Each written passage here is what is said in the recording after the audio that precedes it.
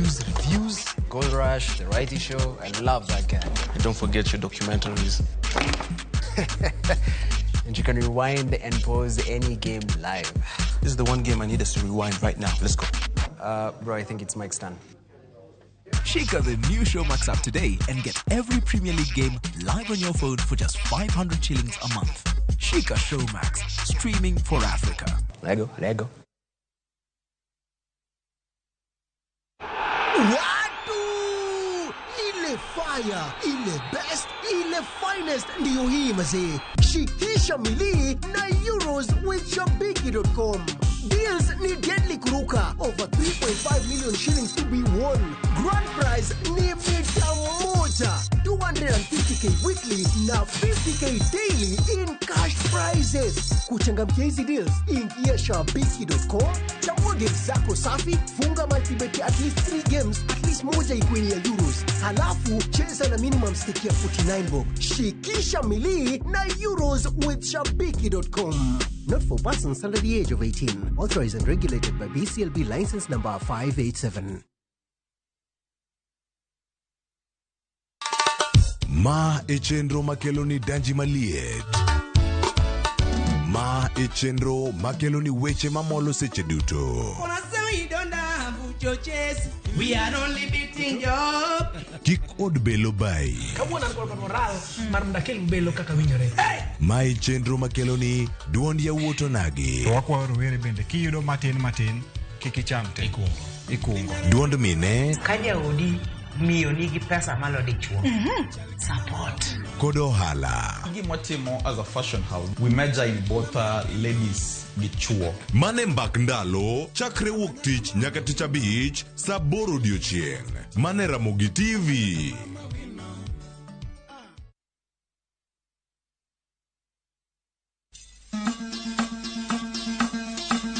Wuoth e chuny kit ngima. Puonj kod timbe. Kane iyiero ng'ato ni bedo ruoth, to nyaka nobed ng'ama kawuono iluongo gi kisungu ni tall, dark and handsome. Wakelonu sigendni mane ok wache wi anyuola mopogore opogore. Chakre nam nyaka e alwora ma ji odakie. Chik ochiano ni ng'ama dhodho nyathi e kore ok kor gi rom gi dhako wadgi. Ne kaka timbe machon ne okalo e tieng' ka tieng' kendo kaka ne gin kido mabeyo ahinya. Wamielo bul, wawero wende wa moko mag oganda, kendo wawero wende wa moko mag paro. Wamiyo giwa luor kendo wanono adiera mamiyo waduto wabedo kanyachiel. Desreuru mondo ubed jok makare. Mana adier. 111 Ngeso ka ngeso, saa 1:45 otieno.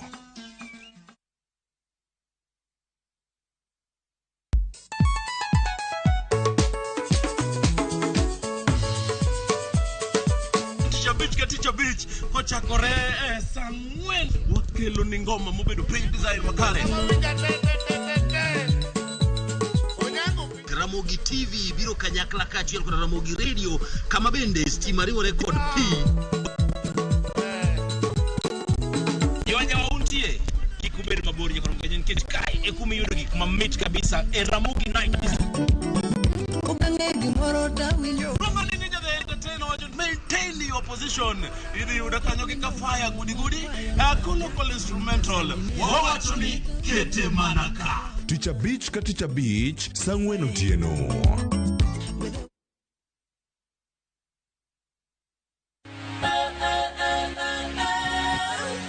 Ok wanyal rito mondo wadhi kodi e wuoth mopong' gi mo. Fweny sigendni mabeyo miwuoro. Tugo tuke mabeyo. Rom gi osiepe manyien. Puonjri gik mabeyo e wuodhni. Crispy chicken, coleslaw, tomato, mustard. Solo osiepeni kendo ikri ne mor e rogo mar nyithindo. Chieng' ngeso chakre saa 3 okinyi. Mana Ramogi TV.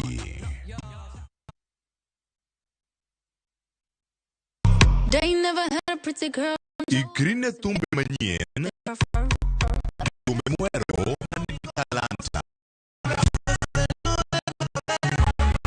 Winj thumbe gi makri herano Bado manyien e kama kinde biro mar chakore. Ikuro mora ma ogoma. Bado manyien. Dik nyaka tich abich, chakre sa abich onyango. Manera Mugi TV.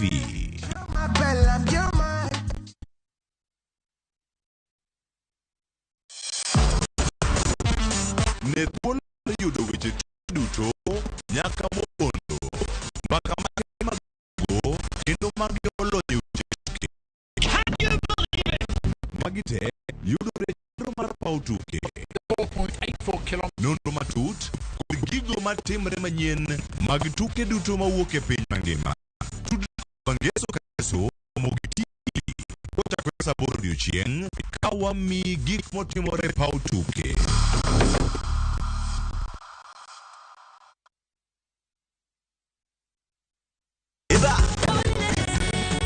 Beikori mar chako wuoth e piny mar thum. Mane oloko tieng' mang'eny. Fwenyo sigendni. Wende mag piny. Koda sigendni mayudore e wendego. Wadan thum gilmoro. Okay. Den girabi. Ngoma wake. En kama gik mane otimore chon koda matimore sani chopo e winjruok maber chuth. Ngoma owake wuok tich nyaka tich abich sa 10 odhiambo. Kik bai.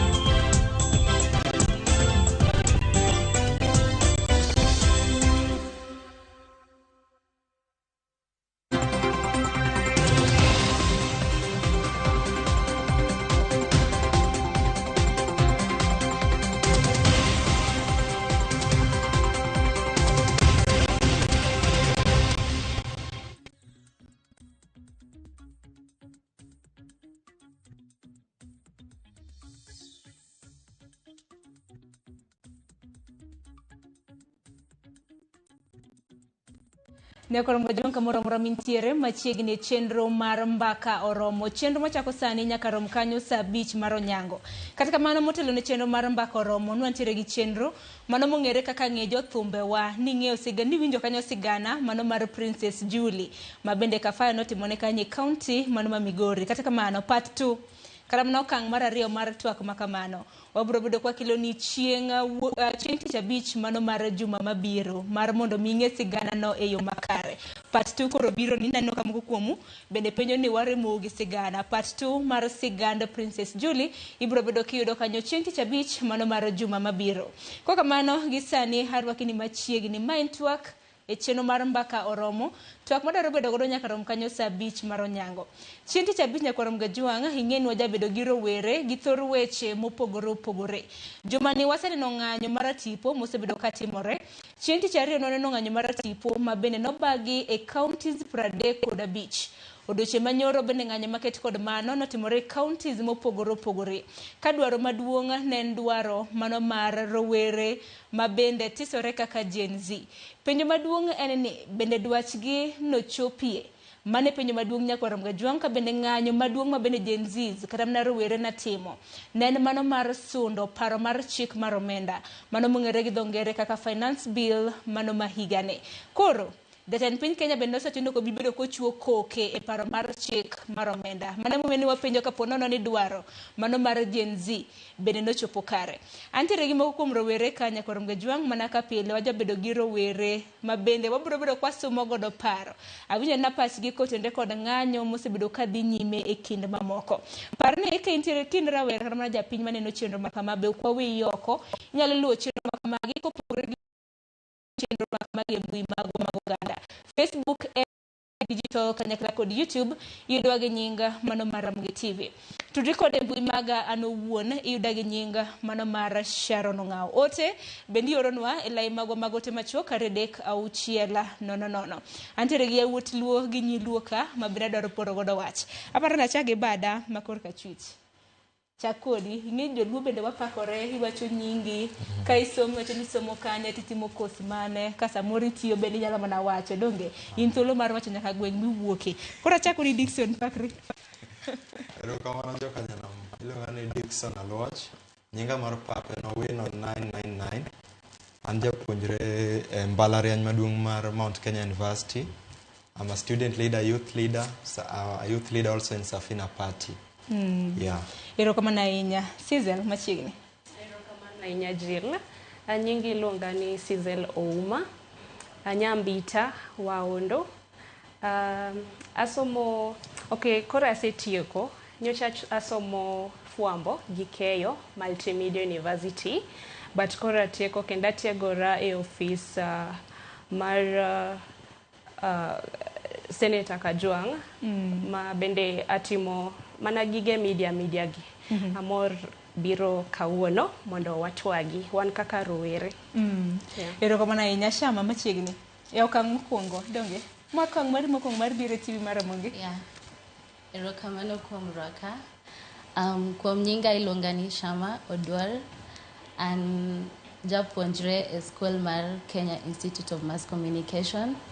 Atimo course madhi gi fwambo gi keyo. I specialize in TV production. Erokamano. Erokamano ahinya kendo machiegni. Nyakorom ga joma mago gin rowere mantiere bada kor ka chwich. Kor ka cham be nantiere gi rowere kae. Rigobert machiegni pakri pap mari. Erokamano. An gi nyinga giluonga ni Rigobert Song. Asomo mbalariany mar Technical University of Kenya. Atimo course mar Building Construction Engineering. Kendo an student leader.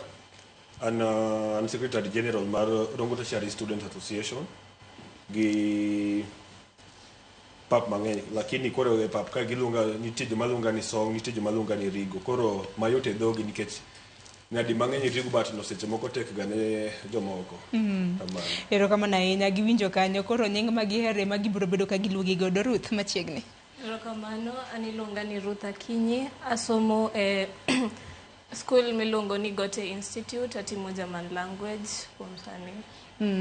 Erokamano duto te. To bende un duto te bende aneno ka tindo pakru ni Gen Z. Mago rowere matindo tindo donge. Koro ng'anyo ma osebedo ka neno e kor gwenge mopogore opogore pacho ka. Hinya juma ni nwanno ng'anyo chieng' tich ariyo kanyakla kod odiochieng' manyoro. Akani ng'aye kindu kama bende nantiere ng'anyo. Dibed ni nitiere ng'ato. Unte nuntiere ng'anyo. Erokamano ahinya. Achakodi Song. Ng'anyo ma kamano nachal nade? Gima nyawachoni ati ng'anyo ne ber. We were peaceful. Kendo mano gima ne youths were singing. We are peaceful, we are peaceful. Lakini koro gima notimore marach maneno ni ati ne nitie kuonde moko mani koro chuno obila koro nochako tiyo gi live bullets kendo ne nego rowere moko ma bende nitie ng'anyo kaka ma ne en ng'anyo mamuol. Kendo jopiny ong'eyo ni ati nowatimo ng'anyo mamuol. Kendo wan gima nwadwaro nodwa ma ati mondo owinj kwayo nikech we are the future leaders. We are the future generation. Ka gisedhi onge tiende giwenwa gimoro kar kama dhi hinyowa. Koro ng'anyowa to ne en ng'anyo maber. Nitime buore Nairobi ka ni ruore gi rowere wete buore Nairobi ka. An ariwora gi rowere wete na Nairobi ka. Geno mara ni unte samoro kaka nwacho ni ng'anyo, samoro ng'anyo buore Nairobi ka. Shama keni bende nitiere ng'anyo? An nadhi ng'anyo chieng' Tuesday. To ng'anyo no ken peaceful ahinya because mokwongo gokinyi kaka wadonjo to ng'anyo to ne bera. Koro bang'e makoro weche ochako wuok makoro ji chako ketho gige jok moko ma ok ne kata ntiere ng'anyo. Erokamano ahinya. Sizel imbe ni ting'o badi ni nitiere ng'anyo. Ni ng'anyo kanye? Ing'e ni nitiere ng'anyo mana jomoko ng'anyo e mbui, moko bende na ng'anyo pap, nariwore gi jowetegi e pap kacha. Ing'e ni gite be ne gikonyo nikech joma ne ng'anyo e mbui be ne chwalo dwarowa to joma ne nie ground be ne chwalo in a special way. Koro an ne ane both. Paro tichario na dhi e ground kendo ne an CBD kacha. To ng'anyo ne ber kendo ne wa miel wa wer to katiaga so obanwa to be what waringo yeah ng'anyo ne bera nikech without the tear gas be ing'eni ng'anyo ok mit. Ayo di Genjis be doro flavors mopogore opogore ka. Wakwayo flavor kelnwa kanyo strawberry flavor gi pilipili. It was ne ber kendo lakini ng'anyo ma Thursday bene ber gokinyi, but to some point jomoko nokawo advantage of ng'anyo wa kaka Gen Z, especially jokuoge magibiro gi ketho ohand ji kendo nuneno kaka it was a bit disruptive kendo gi ketho nyingwa kaka Gen Z. For us Gen Z kata ka ni donjo kachi ineno ka wan gi formula mar ng'anyo kendo nondiknwa kata kaka the rules mag ng'anyo e grube mane wantiere. Nineno ko ongiswa ni kikwa attack the police officers, wang'anya gi muolo ing'eyo. But kane jomoko biro mokawo advantage of that, especially nyoro jomane ng'anyo nyoro hapa ni gokinyi Gen Z ne nitie, but to some point jokuoge mane ng'eny town kendo baba wane ni e town nyoro to noromo gi jomoko makaribu negi dwaro mae bag ne manoting'o. Koro nyoro nwaneno ka mano kar sadi kama sa auchiel mano godiochieng'. Yeah, godiochieng'. To I think that is why police no obedo makiny sana nyoro magi keyo ji kabisa nikech jomane ni e town nyoro ok ne gin Gen Z. Yeah, but Gen Zs ne ng'anyo gi muolo. Ang'eno biro bedo kwa mulo duto te ng'anyo ka wabiro bedo kwa pimo ng'anyo manotimore chieng' tich ariyo kanyakla kod manotimore odiochieng' manyoro pogruok nitiere kanye. Dickson, in benda nyingi pachi kotenre kod ng'anyo mosebedo ka dhi nyime nikech Gen Z kata mana rowere bende mosebedo ka telo ne ng'anyo maket kod mago. An achiel kuom joma notelo ne vijende mana nie ng'anyo chakre odiochieng' ma tich ariyo manyoro mbele ka be pod wapango nikech pok owinjwa. Ne gin dhiya chieng' tich ariyo ma nindo e tisendo bila to ok wajogi nikech wang'e gima wadwaro, wang'e ni one on the right side, we have our rights, to nego winjwa, we are the majority, wan mwang'eny, ok wadhi ataro chik mar katiba. Omiyo ng'anyo ne antie nodhi kaka nowachane dho obila ne gimedore ma giyewa gi teko matin ang'ikono kwano nyoro. Nyoro beni wuoke pa. Ya nyoro nantie ane opara mambele. Koro ng'anyo ne ber and atemo wach vijende mani oko kanyo kamoro amora mintie ni pod wapangogi nyaka chieng' ne winjwa ma tim kaka wadwaro nikech ok wadhi ataro mar katiba. To Dickson kiwacho ni nondhi obila nondhi noteri kanya nikech kiwacho ni nondhi samoro na achiel kuom rowere mabende osebed kata mana kimaki pacho ka waseneno meko gi ndhiyo mopogore opogore ng'e nitie abduction gi arrest koro akeni mari ni en mane? I was arrested. You were arrested? Yeah, I was arrested, but before arrest, threats nitie mang'eny mabiro. But of all, one pod wabiro mana wuoyo gi vijende kumoro amora ma gintie ni wawuogro oko ka rombwa irrespective of the region, kata bende un Nam Chumbi, kata un mwalo Uyawa Mathurwa, kata un mwalo Kisumo, Nakuru, kamoro amora ma wantie mondo wawuoguru nikech adier kwarango kata gimomiyo wang'anyo ok en gima ne ataro chik. Chik oyienwa Article 1 of the Constitution wacho ni jopiny oyienegi timo kao chik e lwetgi, participate e chik through leaders gi, jotendgi magiyiero. To ka jotendgi ok nyal timo kaka ginyalo dwaro, oyienegi chung' oko, wuok mondo giwuo on their own behalf. They be on the other side. Kendo Article 37 ochako support wacho ni wan gi right mar ng'anyo yo mamuol. So long as no paketh gi jopiny, ok wayany ng'ato, ok waketh gimoro amora ka wan gi valid reason to the strike onego ugruok kaka nyalore. Erokamano ahinya Ruth, imbe nawinjo na pachi kotende kod ng'anyo makamano. Rowere manyiri bende nano ka nitiere front line, lakini nachiel kuom gi mano riwore gi rowere weteu e ng'anyo mosebedo ka neno. Anto nokadhi e ground. An na make sure ni afollow gima timore e media, nini wane makoro ka gimora moro timore e ground to wang'eyo ka olor ndara wane mwang'eyo ni jogi nyaluo kanye. Wa make sure ni gima dhi e news gi giminyiso wa ka gichalre. Mano make sure utimo gi kanye mbui koso?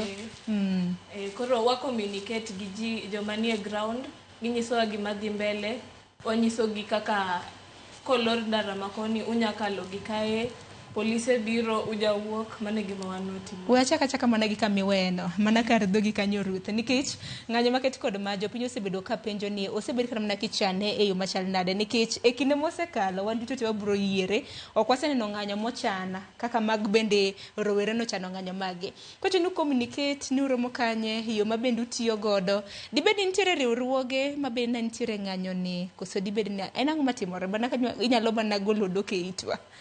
Groups to ng'eny mantiere, nyinge to kanya wacho, lakini groups nitie ma ji oriwore, nitie mag WhatsApp, nitie mag Twitter. Aneno ka jo Gen Z manie TikTok betiyo kar mondo koro gipost content margi, gitiyo gi kar mondo gipost content ma gipost ga pile, gitiyo gi joma luwo gi goga. Ema koro ginyiso kaka kiny watimo kamae, kiny waromuru sa machal kamae, mane kaka watimo. Mano kaluwore kod chenro mabende untiere godo. Koro wan duto te waseyiere ni ng'anyo makama kaka nosebedo katimore, umbede un duto te wacho nosebedo kod mana kusiro ng'anyo makamano. Ng'anyo hiye kana rowere mapacho kaka nyakla kod oganda mapacho ka ng'anyo. Negi ng'anyo kaluwore kod Finance Bill 2024, mano paro mar chik mar omenda. Nawinjo ka jatend piny Kenya bende nolando ni koro ko bibedo ko osain kata nochuo koke e paro mar chik mano mar omenda makama. Penjo maduong' mabende penjo kana mana rowere mantiere oko kacha kanyakla kod una muntiere studio bende dwachu no chopie song. Jatend piny bende no chopie dwachu kaluwore kod ng'anyo mabende osebedo kadhi nyime. Okay, no winjwa lakini noko chopo dwachwa. Nikech bieni ng'ato nya winjo gimidwaro to samoro konya timo gimidwaro.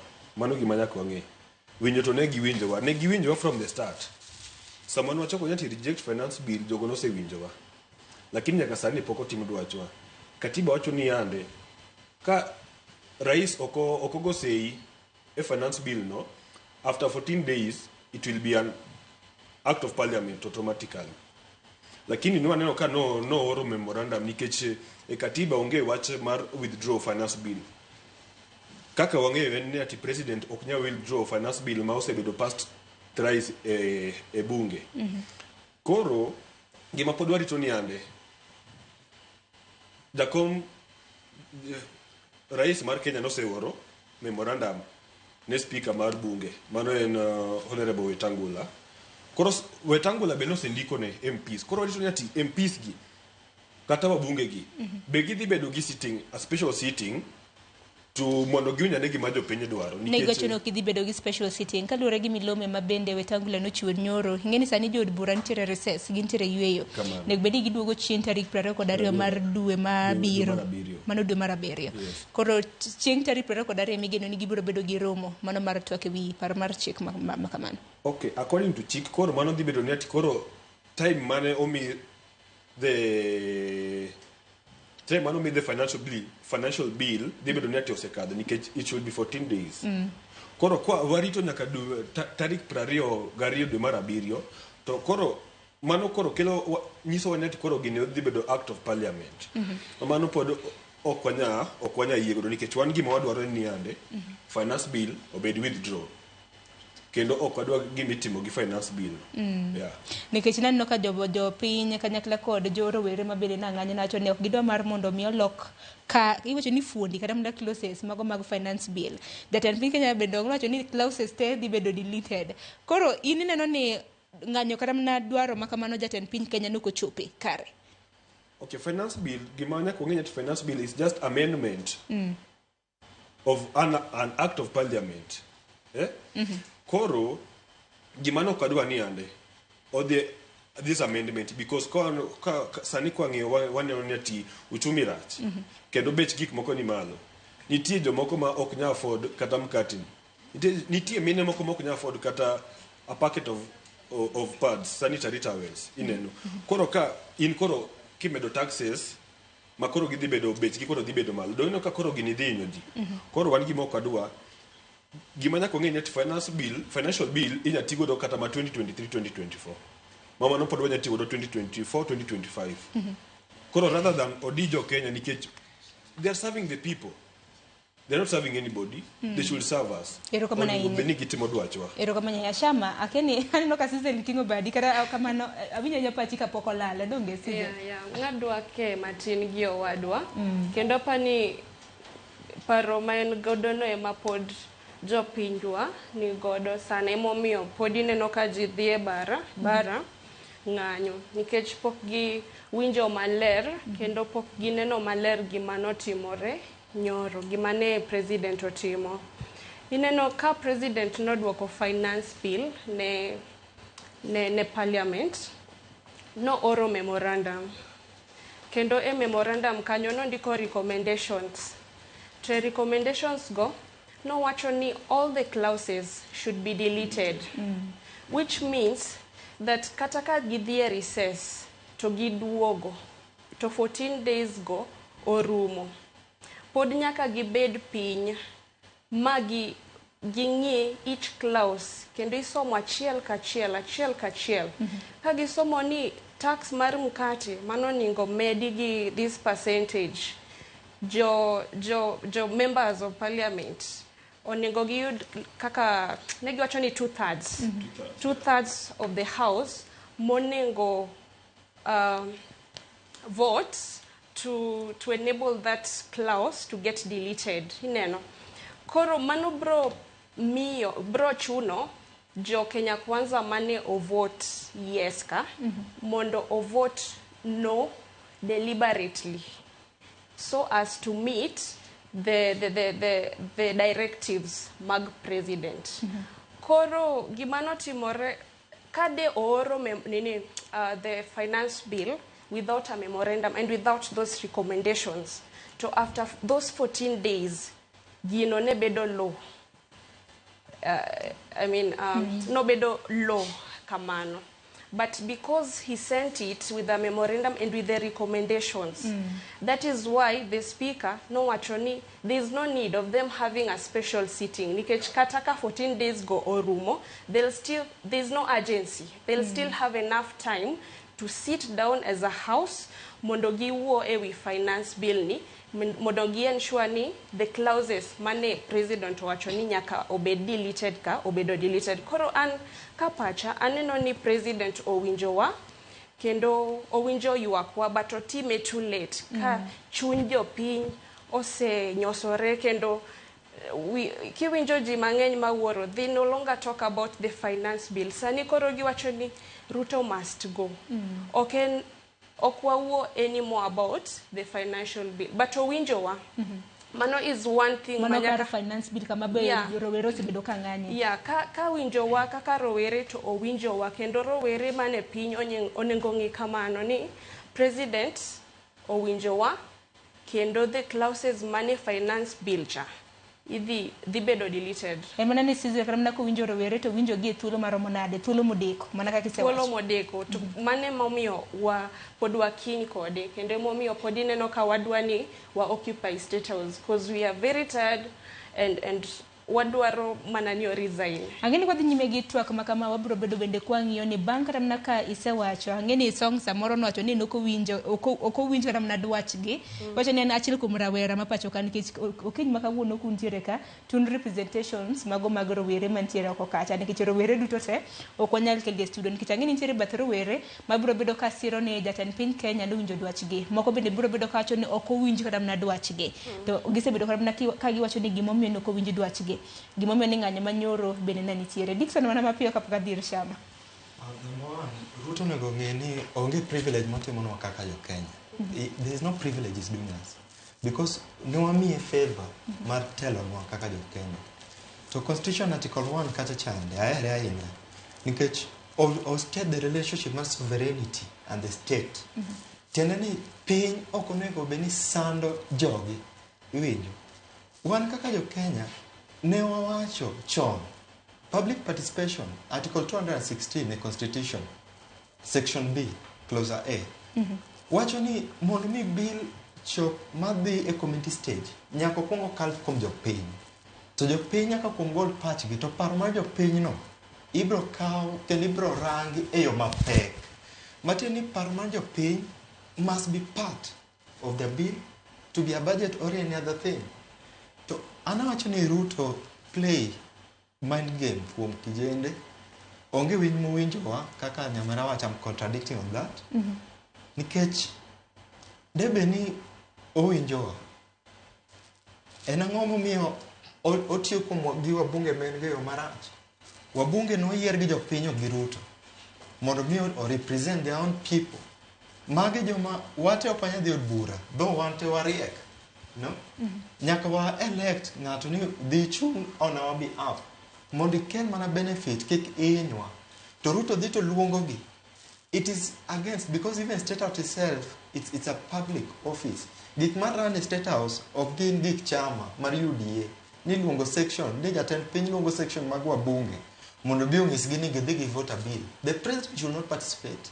En tije en goyo sei, to sei no nego go ka jopiny oyie gi gino nikech otelo ne jopiny.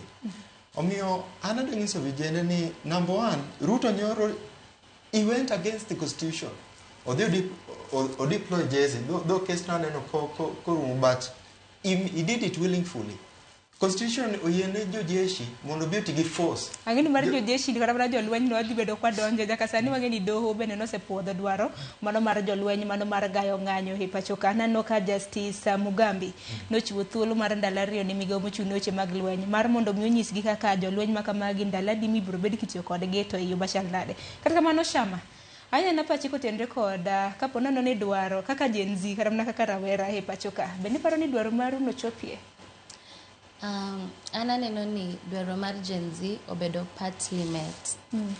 Nikech first of all, the president ne withdraw watch finance bill, but it was a bit late.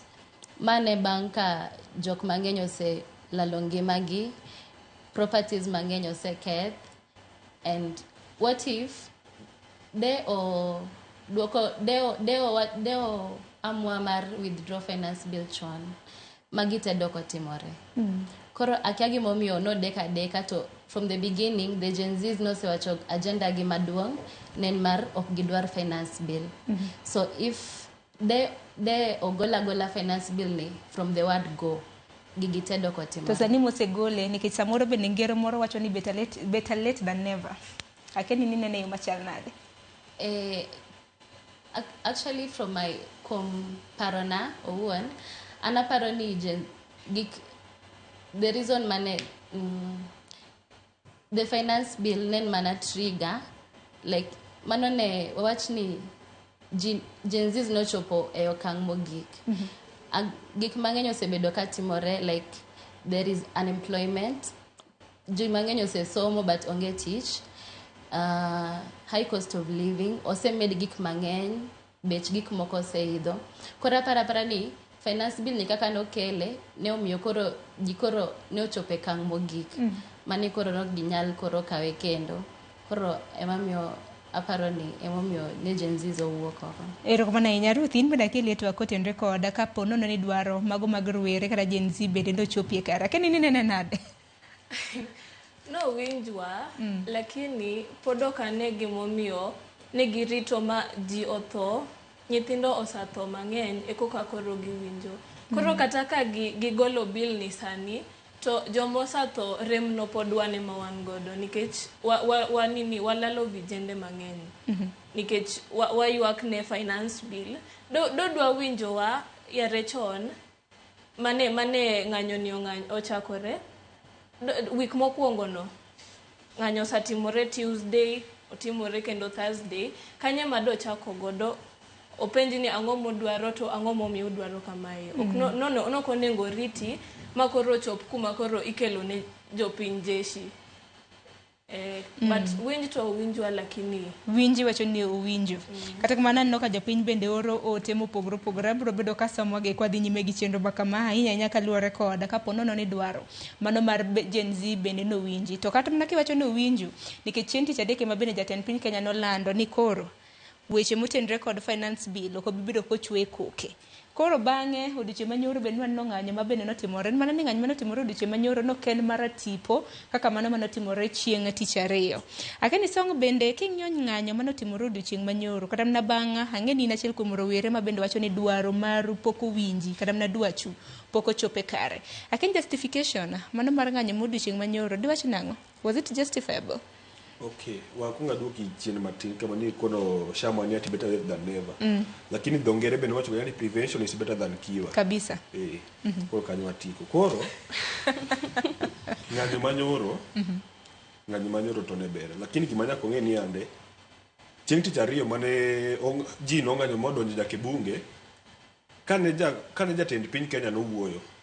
He referred to the youth as a group of dangerous criminals. Mano chieng' tich ariyo gotieno. Koro chakre chieng' tich ariyo gotieno no, the agenda kata hashtag mane koro youth ne tiyo godo nolokore. It was no longer finance bill, but it was Ruto must go. Ineno gima kamano. Koro mane kamane koro paro koro nolokore nikech wan wang'anyo mondo wang'anyo ne piny. Ok wang'anyo nyati wadwaro gik mok dhi konyo jopiny. Koro kane koro no tigi nying marach koluongo wa godo, then bieni jatend piny Kenya be dhoge nitie kaka ong'e sero ji kabisa nikech ne oka chieng' tich ariyo nowacho ni ati we are a group of dangerous criminals. Then bang' kaka koro wacho ni ati my sons and daughters. Ineno koro nitie kaka jatend piny Kenya ni embo riek to lakini ok ong'e ati wabo riek.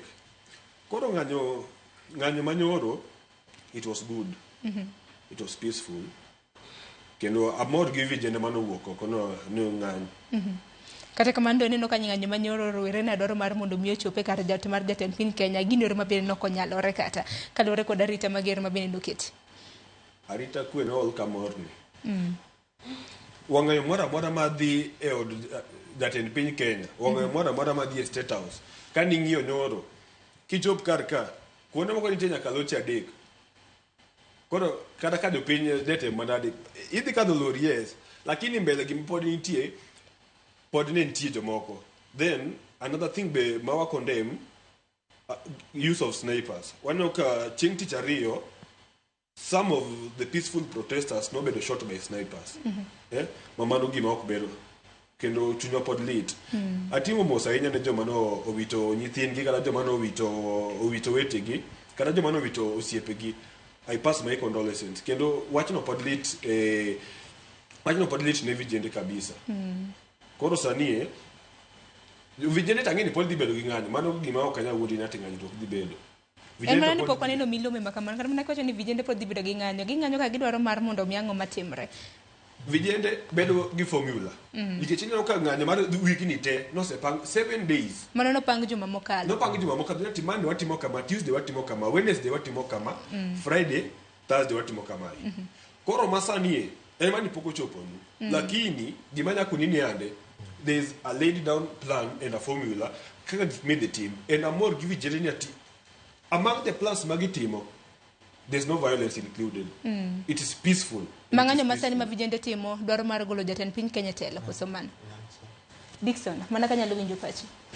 Number one, wan vijende wan gi kuyo mang'eny kabisa. Nikech jatend piny man wayiero makoro en olokre kar mondo lidwa en olokre jasolo suru. Onego jowa ogolo orders mondo tigi snipers kendo golo orders. Domanto koro wacho mana ni en mana weche mabende wachra wacha nikech pok oyange donge. Ana ne boma chieng' mane nego jowago kendo achiel kuom jowa manonegi achiel kuom gi gin osiepena ma wan go oko kucho.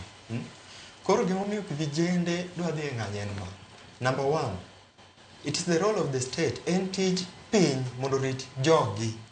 Ok en tij jatend piny mondo yan jogi, mondo neg jogi, mondo njaw jogi, design mano njaw wago cha. Number two, wan ok nwadhi ataro mar katiba mar Kenya. Ne wang'eyo kendo there are many articles e katiba kacha chande ma support tim mane watimo, article 37, article 1, mago te support. Awang'e ni wan gi right mar ng'anyo. To wan koro kane wawuok nwadhi ng'anyo, jatend piny odhi moluongo press State House. Kendo wacho ayanga ka piny te neno ni wan jonjore. Kendo chako wacho ni wan jokuoe, ni wan jomor. Tadier adier, jokanyanam ng'eny generation ni wan a product of the previous generation. Waneno shortcomings gi, gik ma ok ne ginya chopo. And percentage maduong' mag jonyuolwa gin e dhier, nikech ok ne ginya chung for themselves. Omiyo wan kaluwore gi chandruok ma kata mwaneno ka jonyuolwa kale e yor ochumi, ma gibedo osuru igo kamoro amora nyaka ne japur mar avocado e puodho. Gigo litnwa. Omiyo kane bill ni obiro, wadhi to akawe mwarange, an asome te. Machaka kaw constitution masomo manuoyo. Ma yudo ni karang'ani ofwenyo ni jopiny pod oluore. Koro dwa kawo teko ma en go otiga taro. Koro wan gi lit ma jowa mane walalo. Number 2, wahero, we are statesmen. Wahero pinywa mar Kenya. Kendo constitution of the Kenya, no one is above the law. And everyone should be entitled ni ng'ato ka ng'ato nigi ratiro maluwo constitution mok odhi ataro mar constitution. Lakini Ruto dhi atiro mar katiba marwa for the first time. Kendo Ruto break records. Ka Ruto luongo jopiny jonjore, Ruto luongo jopiny jokuoge. Diben mane wang'oi kata mana rowere nikech chieng' tich ariyo kana ng'anyo mar tipo nitimo, notimore counties mathoth. Acho kanyo ni counties 35.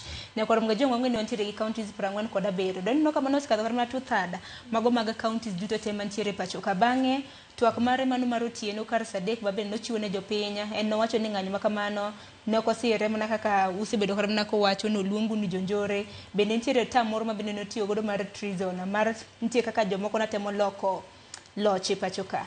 Akeni Sizelini nene nade dibeni twak ma bende jatend piny Kenya notimo chieng' tich ariyo bende koro luoko kata na twak mare ma bende no ochiwo ne jopiny chieng' tich adek.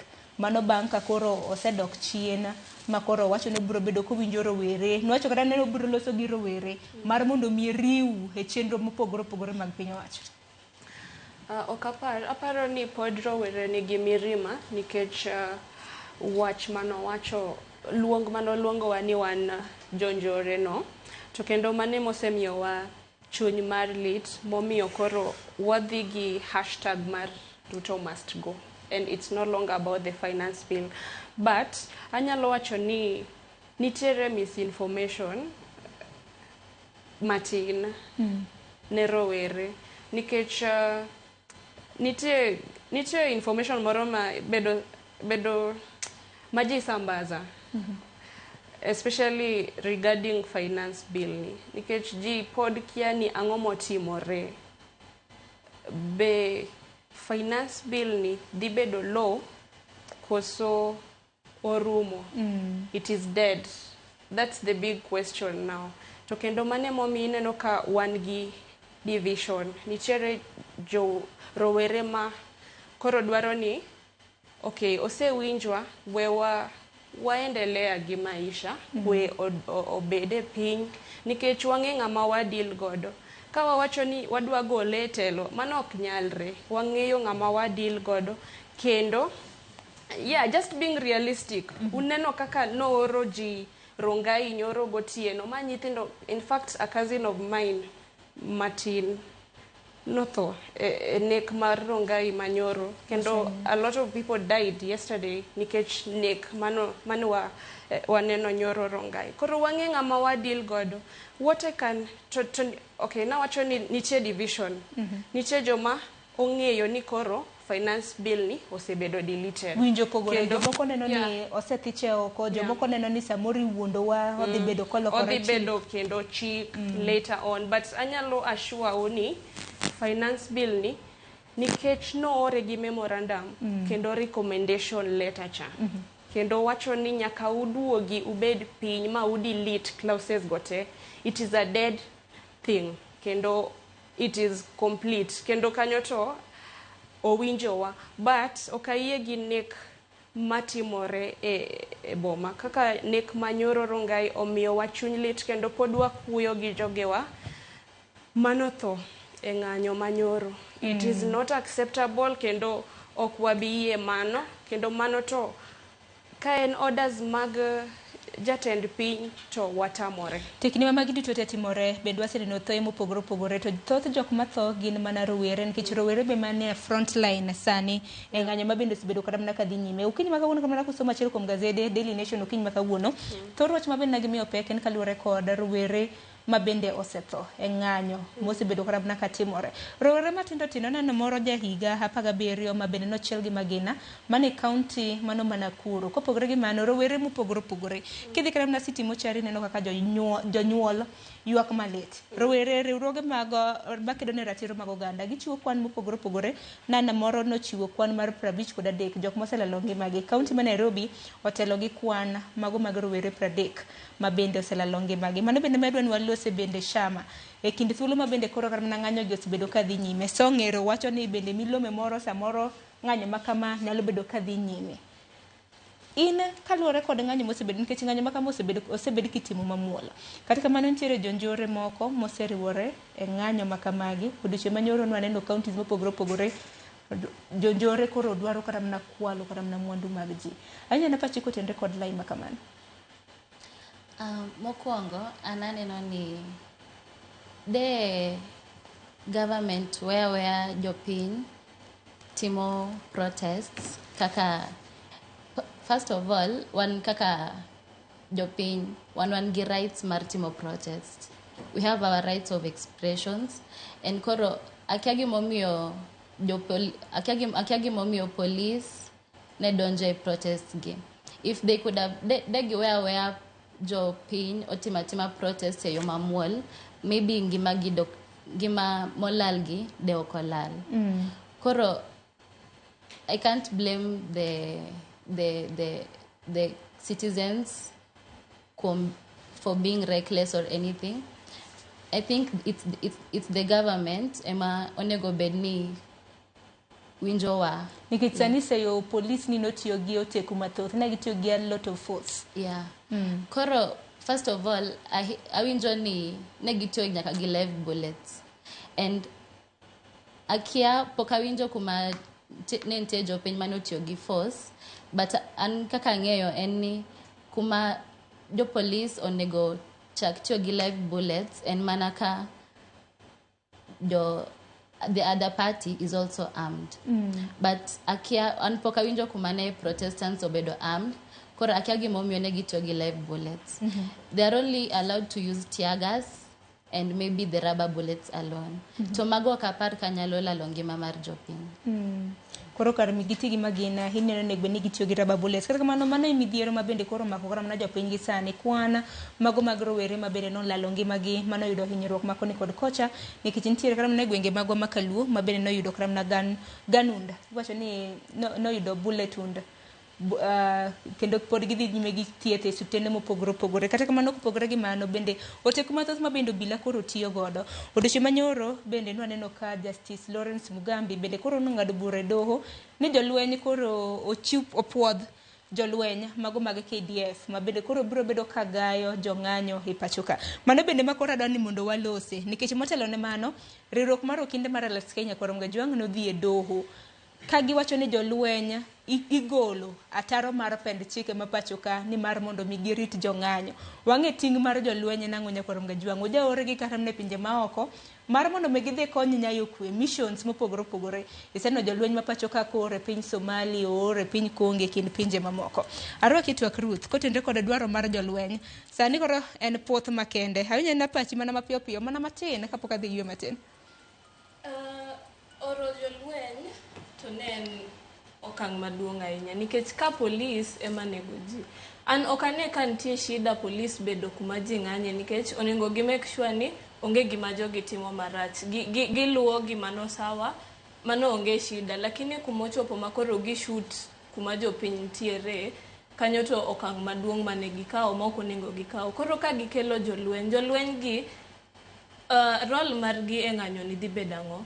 Onego gibi ka ni koro gimbe koro gidwa konyo police koso gimbe gibiro ni giluo kaka ji ng'anyo mondo gi make sure ni ji onge anjawo moro amora matimore koso ang'o ma gibiro timo mana gima anadwani. Dengini nitiere apise ma pacho ka ma bendo rit kod pend chike. Ing'eni achiel kuom gi en od bura maduong' mano National Assembly kanyakla kod State House ma bendo rit kod pend chike ma pacho ka. Neneno gima notimore chien tich ariyo bang' jopiny nodonjo e kar kata mana nodonjo e od bura maduong' ma bendo ketho mwandu. Mane na achiel kuom okege ma bendo wabiro bedo kwatwa kedonge. Nikora Mgajwanga ote mage biro bedo ka somo bang' yo matin par ni koduogo okang' mar ariyo bendo biro bedo kwatudre gi jofwambo magwa e kor gwenge mopogore opogore. Rowere magwa mantiere gwenge magwa makaluo bende wawinjo na pachu kotendre kod ng'anyo mosebedo kadhi nyime kapo nono ni dwaro maru bende nochopie. Wabiro bedo kwatudre gi jofwambo magwa e kor gwenge magwa mopogore opogore. Gisani yiena mar mon mbeka yo matin saa 4 chopo.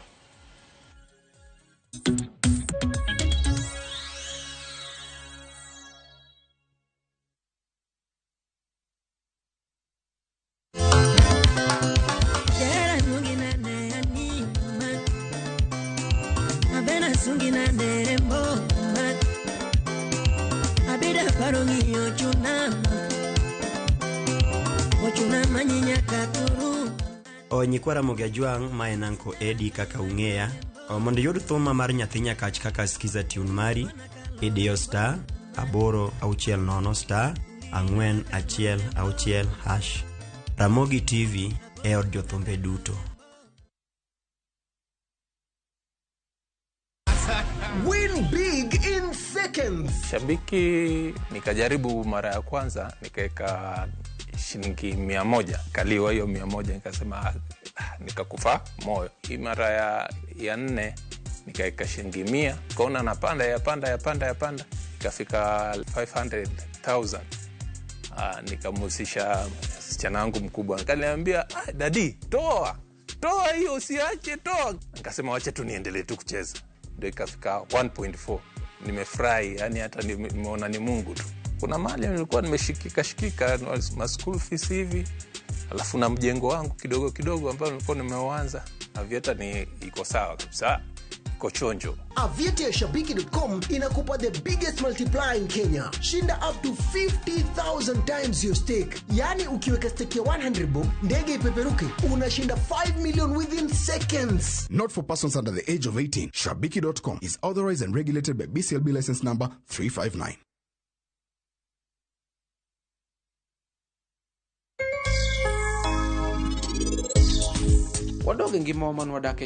As for me and myself, forward ever, backward never. Aduan kabiri dalaka na adwana bagru puono nyas marabet. Omondi ochaji. Banna piendegi. Bisewi joni bwana rusi ya wang. Mo wi bibi rusi, mo ka usiep bibi rusi mo di mongo hanim. Udungeni una ya badam. You look very beautiful this morning and smart. Kaki chaloni. Amalo nyaka piny. Ibiro miyo welo nyiero. Ko pati ne mokela.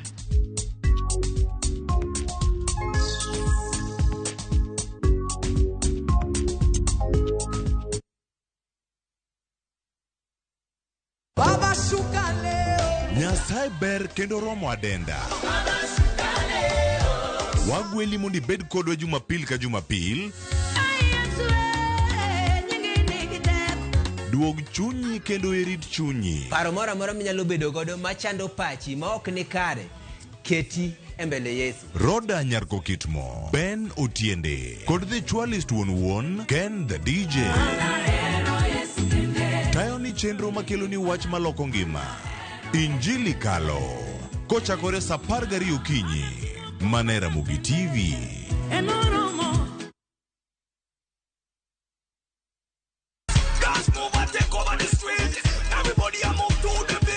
Nyakwara Mgajwang' kocha pongeso kama india ni Saturday sango eno tieno wakelo ni chenro mamit kabisa milugo ni thum gagumon TikTok napenda kuzitoka TikTok na wanti rekoda gimlo ni adek maliet in short tatu mo Jomiel kachel gi jongolo mopogore makelo nwa mana moro to mana i sitting room ni kanyo mo kelo party.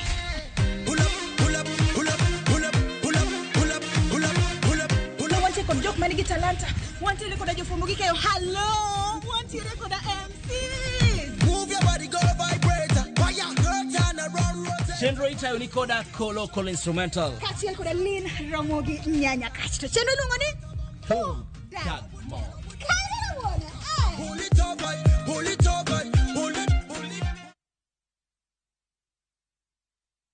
Nyakwa Ramogi, Kenya Eratiel. Raila has a space to say what Gima Jakom Dwawacho. The opposition nothing nyake Supreme Court ngewe abatieki. Oliet Nyakwa Ramogi. Bitch be afota Jumapil ka Jumapil. Ana chungo mama Ratil kadel war piny. Ka adwani wa discuss kaka Kenya dhi. Winj twak magoratil piny. One was gore no opposition. One was gore no opposition 50 years. Mae ukiparka kele wich bar moro. UDA onge kama pose donje. Adwani penje bati. Koso donje kona mane. Sachiel gi nus otieno. Siasa mar piny Kenya en siasa koso dongruok. Ka ikelo ni kod George Bati. Kik bai.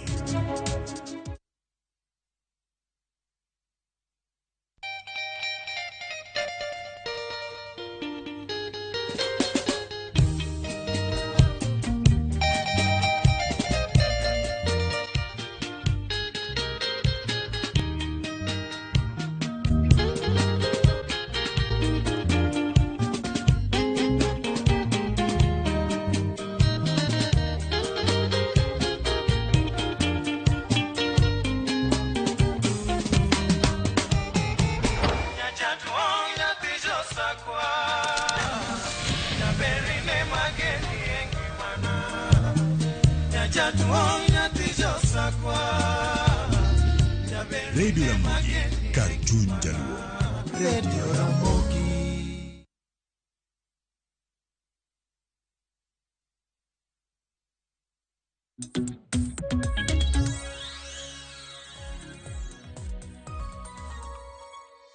Nyakorom gajuang dakika na uchiel tok sangwen mar okinyi machiegni okang' mar ariyo wadhi nyime gi twak marwa e chenro mar mbaka oromo kiny makawuono antiere ka gi rowere abich mabende waporo godo wach kaluwore kod ng'anyo mabende osebedo ka nene pacho ka e kind thuolo mar juma achiel mosekalo. Mano ng'anyo mar tipo mano nano chieng' tich ariyo kanyakla kod mano neno odiochieng' manyoro. Bende narwako pachi ni nyalo oronwa ote kinyalo mana ketna mana ote ariyo kende nikech aneno ka ote thoth abiro bedo ka somogi kwadhi nyime gi chenro makama nikech aneno ka pod wantiere gi thuolo mano mar dakika 50 mabiro. Oketna moko kuom ote mar mondo mi asom. Nitiere ote kanyo ma janeno marwa moro oro. Iwacho ni nyingi ouma. Iwacho ni ouma biu. Jakom kiwuok achieng' Woda, Nyatike sub county. Iwacho ni kigolo pachi Nyoro county ma Migori ineno kaka imayo min gwen kod rech. Macha bera koso mano giwacho nang'o. Ageno rowere mapacho ka rowere mantiere godo biro bedo ka duoko weche makamago. Asomo ote machielo ketna mana ote mogik kanyo mar Patel. Iwacho ni in nyingi Lydia ng'anyo to ber lakini jomecho moko ema kethonwa ng'anyo. Iwacho ni in Patel mano mar Honge Beach. Erokamano ahinya kuom ote mari. Makeur mana gi kanyo ang'ena biro bedo ka somo moko kuom ote kadhi nyime gi chenro makama. Kapok nokoyo matin okang' machielo mabende nwalose kind thuolo mabende koro ng'anyo makamago osebedo ka timore bang' nwaneno gima notimore od bura maduong' chieng' tich ang'wen. Ng'anyo mabende osebedo ka dhi nyime nyaka odiochieng' manyoro ka koro hashtag kaka wacho en mar golo jatend piny Kenya e telo karamna e kom. Koro wach machielo manyak walose en kaluwore kod doho odiochieng' manyoro ka koro nopuodho jolweny ni koro biro bedo ka gayo jong'anyo e pacho kae. Achak mana kodi Dickson bende ing'e tij jolweny e pacho kae? Chik online tij jolweny maber. Jolweny gin joma tiyo gi agoko mar kedo gi wasigu. Matini in any question mora mora kineno ka jogi kelo jolweny ng'ani mission ne ni ok guarantee ni wan jopiny koro wan wasike. Koro kelo joka mondo bi okelo kod agoko nikech kama jalweny kochope to jalweny gin joma inyalo luongi ka be ni jore ma oko Al-Shabaab giki omonjo piny kata mana gik moko timre oko Somalia kata iorogi oko kumitie gi magina gi lweny. Mano miyo awacho ne jo Kenya ni ng'ani ochawa Ruto chajo piny. To karamna kapok wadhi kar checho miwacho no bende siro dwaro mar golo karamna ka koro ing'eni jatend migomo chune jolweny nosendiko karamna ndika gazette notice ni jolweny koro biro bedo kiyiene gi ni neno kanyo ka jatend piny ng'enyo siro kaluwore kod pen chike nyaka jod bura puodhi. Jod bura ka nosepuodho matin ne jod bura 30 kanopuodhogi ineno ka nokelo kata mana wach kanyo manochuno LSK odhi e doho ni jolweny ni gol ataro mar chik. Odiochieng' manyoro neno Justice Lawrence Mugambi koro nong'ado ni opuodh jolweny mano mar gayo ng'anyo e pacho ka. Akeni kaluwore kod in bende siro dwaro makamano? Dwaro kalanono kanya siro nikech en gima pok notimre ga thurwa ka. Mae korko timre for the first time. Ruto odhi against the constitution. En katiba marwa ni oluoro mana part ma favor en kaka ng'at achiel. To kirango kar jopiny kata mana interest odhi against the constitution. Koro nikech chik owuon ok opuodhe, wan ok wanya puodhe. Mano miyo Faith Odhiambo ma en jatend LSK no neno ni gini en gima chik ok oyie, en gima katiba marwa ok oyie. Gimoro amora Kenya kae, gimoro amora watimo kaluwore gi gima nie e katiba. Mano miyo wacho ni chikwa mar Kenya onge ng'ama nie wiye. Kata obed ker, kata obed ng'at machal nade. Ji te nigi ratiro mar reason within. Wate wan gi ratiro mar reason kendo respect katiba ma marwa. Omiyo tim kailano ok wayie, jopiny ok oyie nikech wan ok wago ng'ato. Erokamano ahinya. Kendo Ruth kineno dwaro mano mar doho ma bende koro nopuodho ni jolweny nyalo riwore mano mar gayo jong'anyo. Awinj pachi kaka rawera ka bende ineno ka wach makamano ne kare kata bang' ka koro doho nosepuodhe kamano. Kaisi nyiso ka bende pogruok mar jalweny kata mana gubila. Anto kane gimomiyo okel jolweny. Like oka support mikelo jolweny mondo bi o fight gi Gen Z ekeni ka gibiro gore koso koro gibiro timo nango mana gima poda kiaka koro jolweny police ntiere jolweny nitiere ang'o ma gibiro timo ne jo Gen Z madwa dongene rito koro apise ma bendo rit kod pend chike ma pacho kan nikech doneno gimomiyo ni Justice Lawrence Mugambi ne lero gimomiyo ni koro owacho ni jolweny biro bedo kagayo kata mana jong'anyo nikech wang'e apise ma bende orit kod chike pacho ka achiel kuom gien kar jot ma jatend piny Kenya manyaka sani hashtag ma bende osebedo ka dhi mbele ni wadhi uru State House. Achiel kuom gi bende en od bura nwaneno gima notimore chieng' tich ariyo. Akeni ka koro luwore gi gima na Justice Lawrence Mugambi owacho. Akeni bende neno ka koro winjore mar mondo mi jolweny koro gol mar gayo jong'anyo. Ka gibiro rito ofisego to mano sawa. Giwe police bado gima anaparo ka jolweny igolo mondo odhi orit kuonde ma gineno ka ok onego kethi kuonde ma ofise madongo ma gineno ka jo Gen Z chalo ka gima gidwa ketho to gidhi girit kanyo giwere gi jo Gen Z o endelea gi maandamano margi gitiek kaka gidwaro lakini nikech ka kokelgi e ground kuma jo Gen Z ntiere to dhi bedo podi ok wanya wacho ni gidhi biro to odhi bedo peaceful.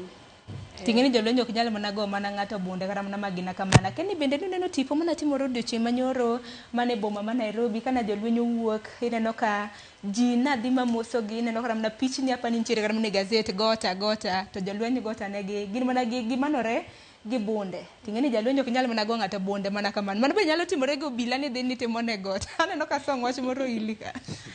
Amor gi jolwenywa. Kendo gitimo tich maber kabisa. Amor kendo picha mane jolwenyo timo mane jolwenyo onyiso nyoro ne picha maber. Wano nati jolwenyo ne gin joma ji nyadhi ma wuok kata kodgi kendo ma ji los kodgi maber. Nikech gino giwuoth gi rungu to bende gionge tear gas. Yeah. Unlike police ma ontie godo gi, police bino kinya kata dhi ni gota. Police ne ni ka you are very violent. Makore ni yie gi dwaro mar kelo jolweny mar gayo jong'anyo. Awacho ne amor gi imor gi picha mane jolwenyo onyiso nyoro to paro mar yie gi wach mar kelo jolweny ni poka wach koka dwa wache sani koro penjo mar ok penjo ni ane kind jolweny gi polise ere man ga gi pawa mang'eny ere moe wadgi jolweny ang'o momiyo ikawo jolweny titero Haiti tiwe wan koro jopiny kar kae wan makoro imiyowa jolweny ikawo polisi titero Haiti koro jopiny ma ema kod imiyo jolweny. Aneno ni ati kade jatend piny Kenya dwaro security kano no dwaro peace no kela police like but gima nyako ndem ni ati police To dong polise gi bende osebedo kuseyo ni police bende tiyo go teku mathoth. Police doesn't know how to handle citizens. Nyoro ne nitie picha moro kanyo. Ng'ato nindo maber e street. Police oting'o tiende nyono wi ng'ato. Mano picha mar 2017. Yeah. Nikech bende nyakwa wang'e ni nitie pichni moko ma bende ipogo kata mana ma ikeyo e mbui. Ma samoro nyalo bedo pichni. Kata en picha machon, but ineno ni ati mano police. Mano ok en jalweny. Lakini gima nyako ng'e ni ande, the rate at which jolweny handle citizen is different at the rate at which police handle citizen. Police en ng'ama kata kiwuoyo kode, the first thing, I don't know if rudeness is a requirement for police recruitment. Police en ng'at ma kiwuoyo godo, the first thing he will always be rude. Kawuono ne olor ndara. Iluongo ni Dennis Sprit Road. No olor ndara no. Kendo sama na biro na idha piko to koro openjo ati wanya tiyo gi yoni. Openjo ati yore di mantie Nairobi kar kae. It's just a polite question. Wanya tiyo gi yoni. It's a polite question. Jolweny, I'm very proud of Jolweny mar Kenya. They know how to handle us. Makata kata ko kelgi, I'm very sure net one safe.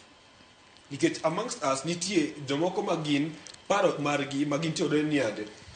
Wariwre gi jogi wadhi waket ginene wakaw gima kama gima kamano notimore rongai no aneno. Kendo no chwad ji kabisa. Koro ineno ni ati ka jolweny nitie kwe nitie. Makoro ing'eni song kore chacha nikech chal ka gima kore gwenya chal ka gima kore siro to bende ok sir iwacho ni jolweny koketi to koro kwe bo bedo malok kaka samoro obila rakore gi jong'anyo. Jolweny ok onego bed tikelonwa yes. But they know how to handle us more than joma onego bed ni kelonwa. Domano kaluwore kod tiegruok maggi nikech tiegruok mag jolweny ing'eni jolweny kaka tiegore gin gitiegore it's a special. Ing'eni nikech jolweny ng'e jok marakore godo girakore gi jomaunde kinde mamoko. Ano Dickson iting'o bade awinjo kata mana pach bende Sizel nikech mogik kata mana okang' mogik ma bende jolweny koro nikelo kata mana iwacho ni ineno gi kata mana e streets ma pacho ka. Ang'eni ne higa ma bende wan duto tena pok onyuolwa higa mar 1982 1982 ne nitiere coup e pacho ka dwaro mar loko kata mana loch e pacho ka mane okang' mogik ma bende jolweny nogolo oko mano mar konyo mar nyayo kwe. Akendi makori kelo gi bang' thuolo mar higni mathoth mosekalo imbe nanyo na pachi kotedre kod dwaro mar kelo jolweny mar nyayo kwe. Yeah, ing'eni Jill gima pod ji okia ni jolweny gi okelgi ni mondo gitim ang'o. Okelgi ni mondo gisirwa wan jopiny kata jo rowere mang'anyo koso okelgi ni mondo gigore kodwa ing'eyo. So that is the big mane gima pod wakia but ing'eni tiegruok mag jolweny gi mag police is very different kendo jolweny oko puonjgi deal gi jopiny civilians but police opuonji kendo tiegi deal gi civilians. Koro anapani kaparona jolweny gi apani okelgi mondo not really mondo gikel kwe nikech ing'eni ka jalweny nitiere kata kumoro to kata police be go salute police awinjo ga ni jalweny achiel is worth I don't know police adi like nyaka police tiegruok mar gi mopogore nyaka police be oluoro ga the presence of jolweny. Koro apani okelgi one mondo kik iwinjo ni initially ne wan gi plan mar rejecting the finance bill donge but kano seluongo ni wan criminals ma chunywa bende osebedo marach kod president koro wadwa ni wagole oko kendo nitie paro mar ni wadwaro ni wadhi state house wagole oko. Koro anaparo ka pacha aparo ni okele kanyo mondo wabed gi luoro mar donjo kata e state house no. To koro wanyisu gima na jang'ad bura mano Justice Lawrence Mugambi kana ng'ado chik makamano no wacho odiochieng' manyoro wacho ni jolweny keto mano mar konyo mano mar nyayo arita kwe nikech waneno ng'anyo ma bende oseneno chieng' tich ariyo nwang'eni neno kata mana ka apisi mar Chief Justice gini bende acho ni jong'anyo moko bende nodonje od bura jong'anyo moko nodonje ka koro moko bende dwa dhi state house mano mar dhi monjo kata mana state house ng'eni kuonde makamago orit kod chike makoro imanyo kaka inyalo bug kata mano bila mano mar nyayo arita. Koro jolweny ogol mano mar neno ni jopiny ok omonjo odonjo e apise ma bende irito kod chik. Mane bende Mugambi nacho ni ema jolweny biro bedo katimo. Emomiyo neno kochiwo ndalo ndalo 2 mar mondo mi jatend migawo mochung' ne lweny Aden Duale ondikne doho ni jolweny ma kamago ibro bedi kitiyo gode kin thuolo maromo nade kanye e yo machal nade kin mamoko.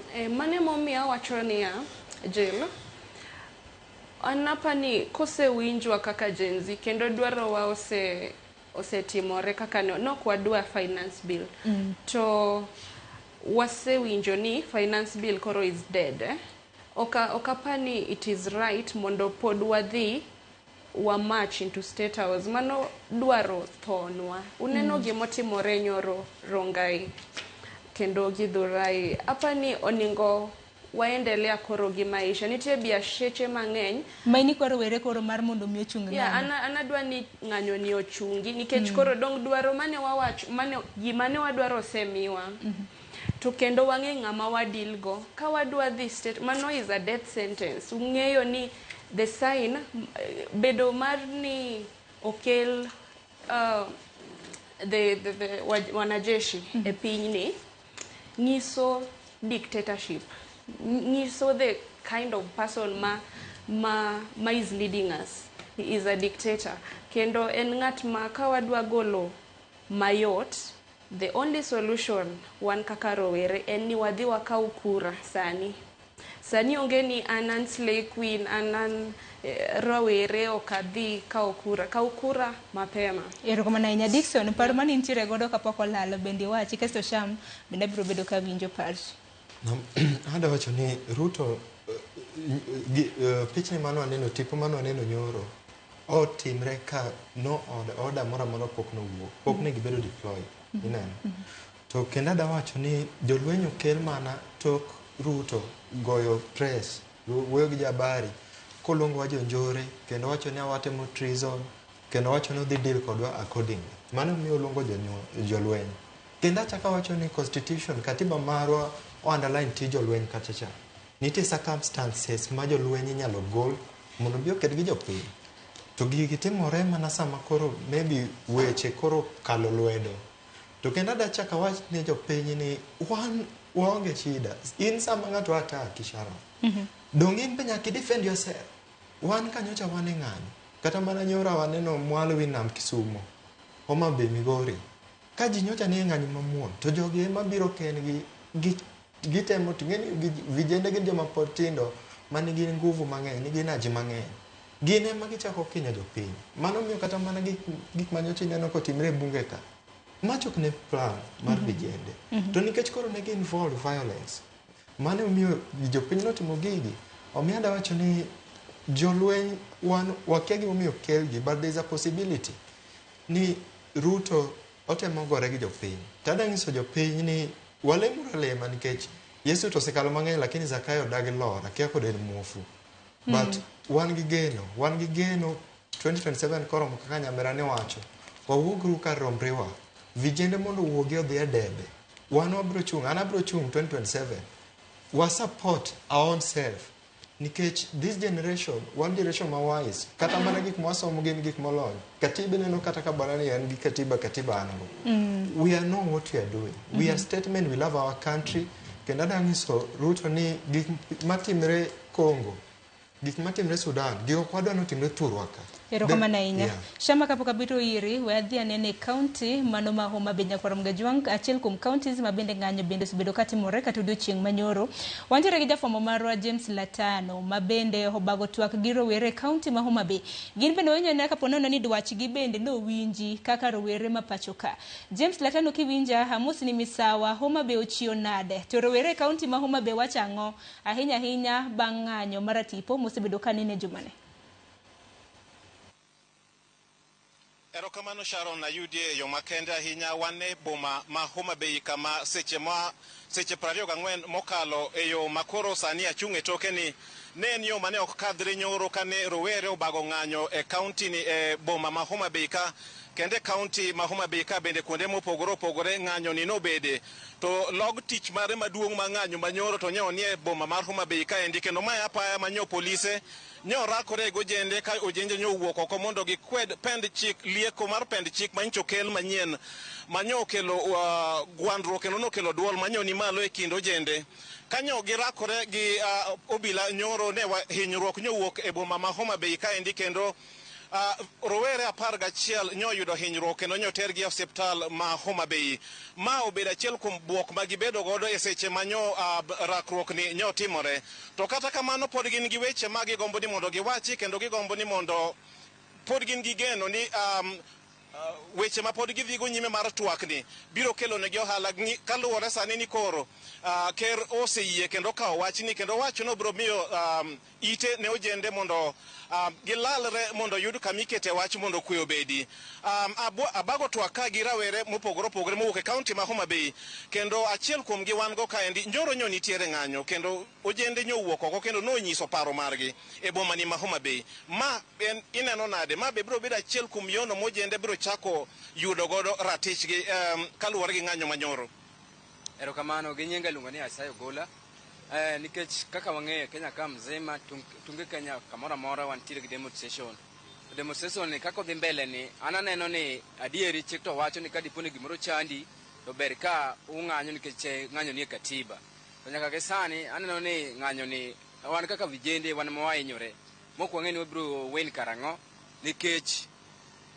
nikech ka waneno kaka ng'anyo manyoro timore Homa Bay ka ne wayudo ni jowa moko mag vijende no goge bunde kendo noyudo hinyruok mopogore opogore to ma still pok waneno ni be sirikal oikore mar winjo wachwa ne gimomiyo awacho kama ok ane ka sirikal oikore mar winjo wachni nikech gisani ka wang'iyo bunge parliament kocha gidhi retreat kata yweyo mar 3 weeks ka gidhi to kitambo giduogi mondo gilok chik cha kaka wadware kaka wan vijende wadhi yudo ka time duration osakadho makoro matiende ni chik ni dhi bedo bill e parliament dhi bedo chik e Kenya ka koro ok in gi yie ni ng'anyo ni biro kelo ohala e koro ka kora aneno ni ng'anyo ni ok dhi kelo ohala dhi kelo mana hinyruok mang'eny kabisa kendo dhi miyo watho mang'eny.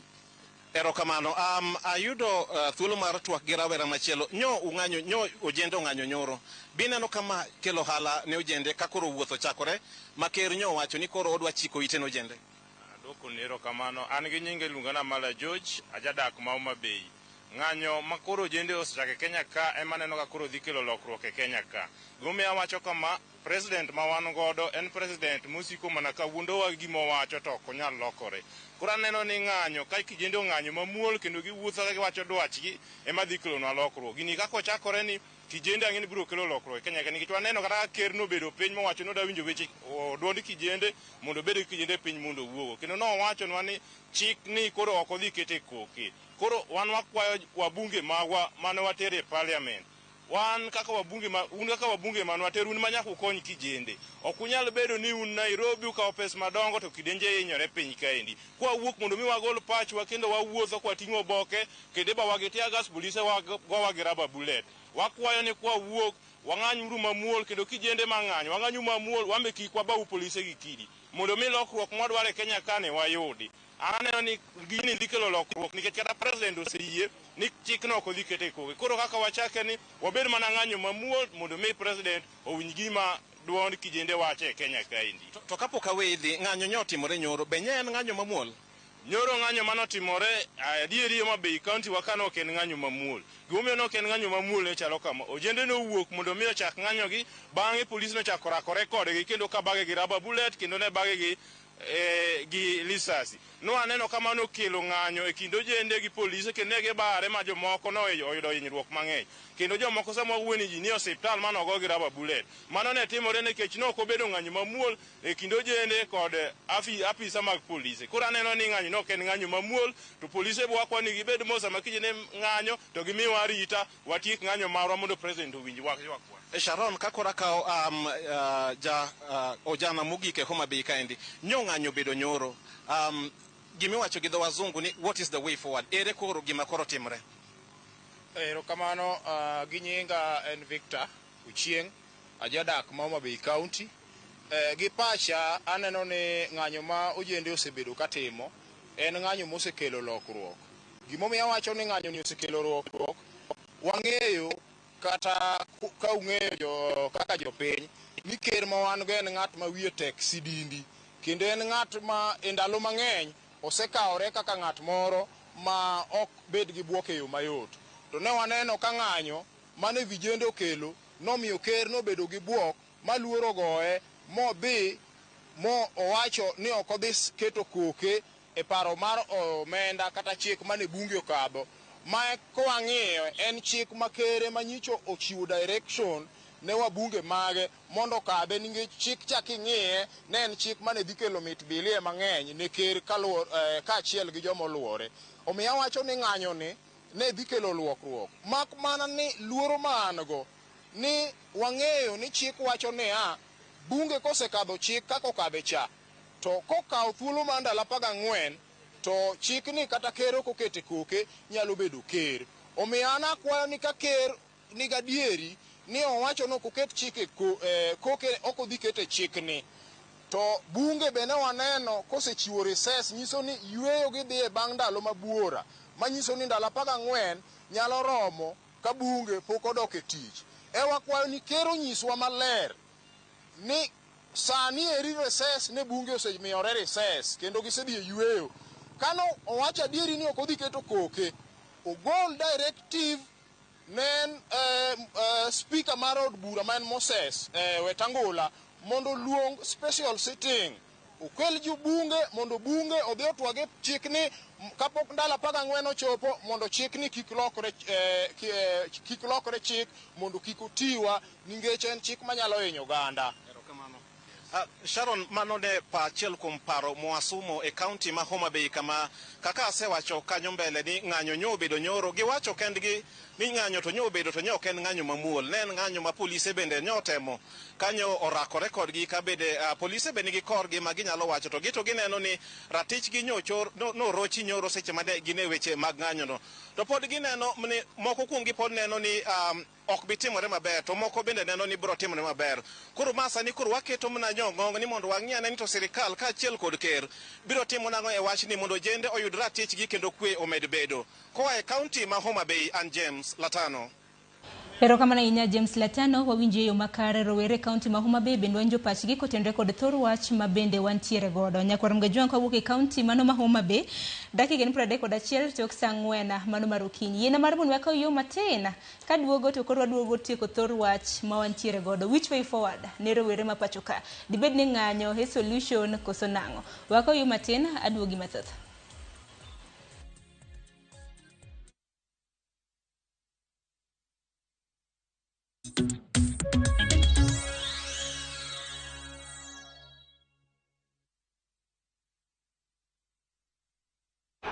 Watu! Ile fire, ile best, ile finest ndiyo hii mazee. Shikisha mili na Euros with Shabiki.com. Deals ni deadly kuruka. Over 3.5 million shillings to be won. Grand prize ni mita moja. 250k weekly na 50k daily in cash prizes. Kuchangamkia hizi deals, ingia Shabiki.com. Chagua games zako safi, funga multibet at least 3 games, at least moja ikuwe ya Euros. Halafu cheza na minimum stake ya 49 bob. Shikisha mili na Euros with Shabiki.com. Not for persons under the age of 18. Authorized and regulated by BCLB license number 587.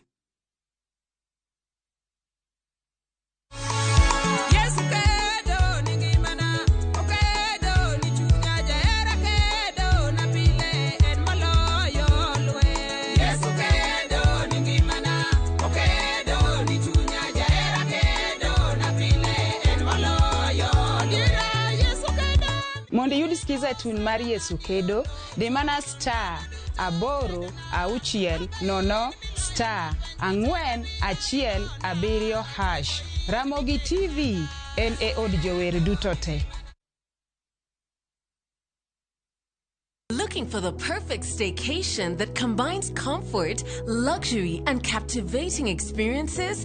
View Travel got you. Enjoy up to 30% discount to exotic destinations. Experience Nanyuki at the luxurious Sarova Mayan for only 9,500. Come soak up the calmness and relaxation of the Sarova Lion Hill in the Nakuru National Park for only 8,500 Kenya shillings.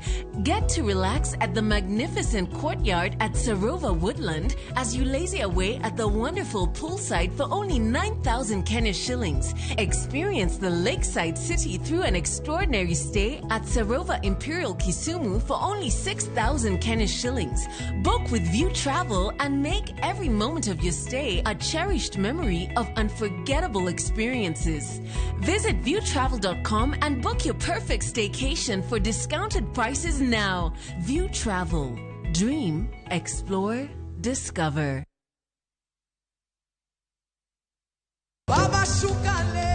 Nyasaye ber kendo romo adenda. Wagweli mondi bed kodwa Jumapil ka Jumapil. Duog chunyi kendo irit chunyi. Paro moro amora minyalo bedo godo machando pachi ma ok ni kare. Keti embele Yesu. Roda Nyarko Kitmo, Ben Otiende, kod the Chwalist Won, Ken the DJ. Tayo ni chenro makelo ni wach maloko ngima. Injili kalo. Kochakore sa 12 okinyi. Manera Mugi TV.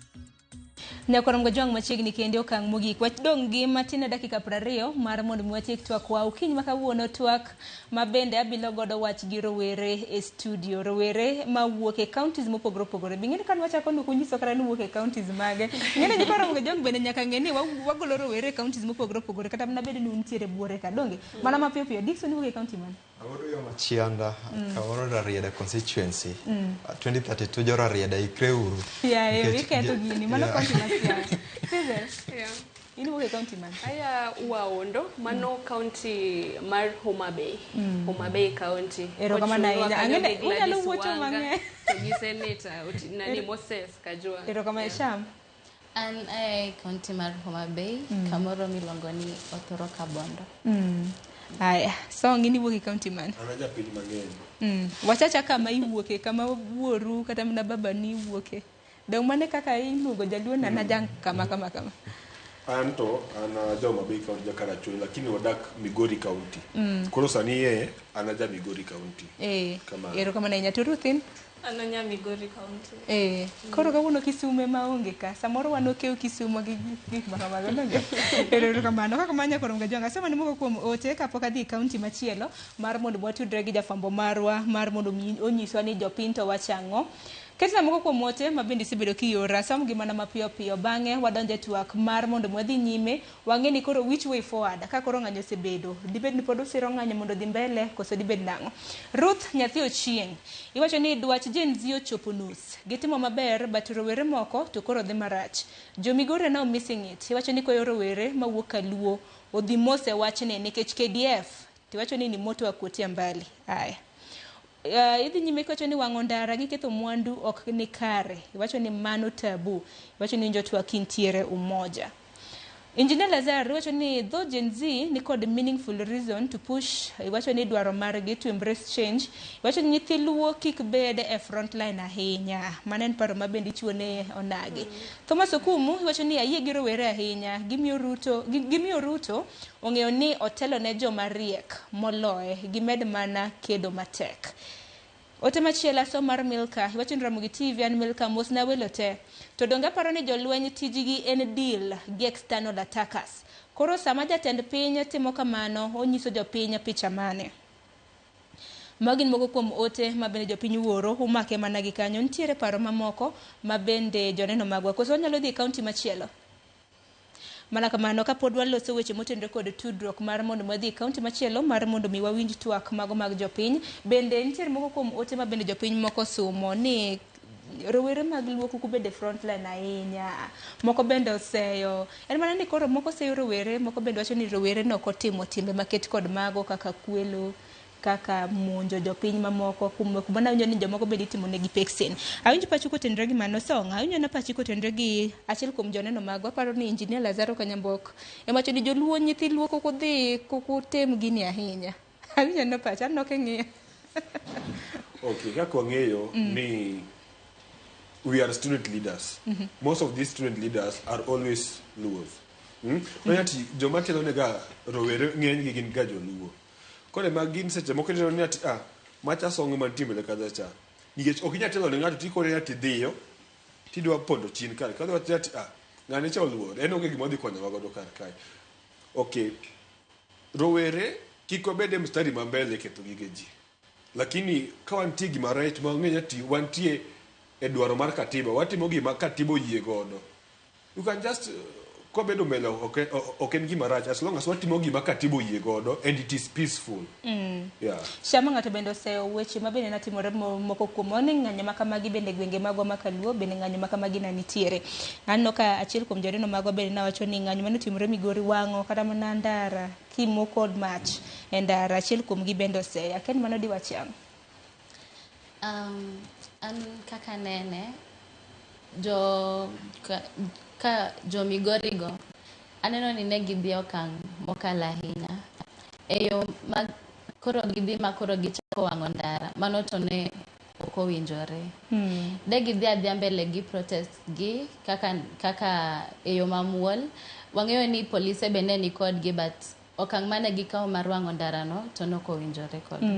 Nikech ang'eni bende seyo moko bende nitiere ni kinde ng'anyo makamagi, wang'eni ka ng'anyo makamagi nachako ne en ng'anyo mamuol to osebedo ng'anyo mamuol kik wawuondre donge. En mana ni koro nitiere kaka jonjore moko bende koro noriwore gi jong'anyo. Dong waseneno gik mosebedo katimore kaunti ma Nairobi ka nitiere kuonde chiemo ma bende jomoko nodhi momonjo mokawo nyaka sufuria nyaka kijiko supermarket ng'ato donjo mana bure ka kik wach ni koro motenre kod weche mag siasa. Lakini Ruth ndi wach nang kotenre kod mano nikech mano bende koro duonu pi kaka ng'anyo ma usebedo kutayi pachoka. Ananeno ni ka jo Gen Z ong'eni ka wadwa ng'anyo to watime very peacefully, yudo joma dhi kwalo gik moko go dhi bedo mayot sana. Joma nwa ng'anyo kawuono wawuothe ndara machal kamae to wate wan kanyo to onge joma ekoka gidwa kalo gidhi komachielo ang' nwaro mbele to yudo joma dhi kwalo gidhi bedo mayot sana. Ang' ning'e ni ng'ani en no onge kodwa nikech wan ne wan koni gima notimo kocha ene mung'eyo dhi bedo mayot sana. To koro inno kaka ng'anyo nochakore ne nitie jo TikTok mane penjo ni ere joluo kite magibayoga niga kanye. Aneno ka mano tang'o picha maber sana nikech wang'eyo ga gi ng'anyo ka nitie ng'anyo iwito kite ibayo ji gi kite but this time no onge. Mano ne kido maber ma onengo waendelea kamano. Nikech kinde mabende waluso kamagi wang'eni kaluwore kod ng'anyo makamagi jok manoidho hinyruok jok manotho ng'anyo maket kod magi nitie bende jo ohala ma bende kwano lal. Okiny makawuono kata mana kwa bet ka nitiere moko kuom jotije ma bende koro lalo tije maggi. Wang'eni gi chal marach mar ochumi king'iyo kata mana moko king'iyo supermarket okwal king'iyo kata mana naneno kata KFC Nairobi ka mantiere yo City Hall bende mwandu duto te okaw. Marge kinde mamoko weche mosebedo katimore odiochieng' manyoro bende counties magwa kata nyaka Kaluo ineno ka koro jomaundu they are taking advantage. Analuongo jomaundu nikech ng'ato kodhi ng'anyo to biro ni kwali mano dong jamaundu. Akendi wach makamano du wach nang'o kapok wang'iyo way forward koro mano mar dhi mbele kaka rowere pacho kae. Adwach ni joma notimo maundu e ng'anyo ogin group mane wantie kagi.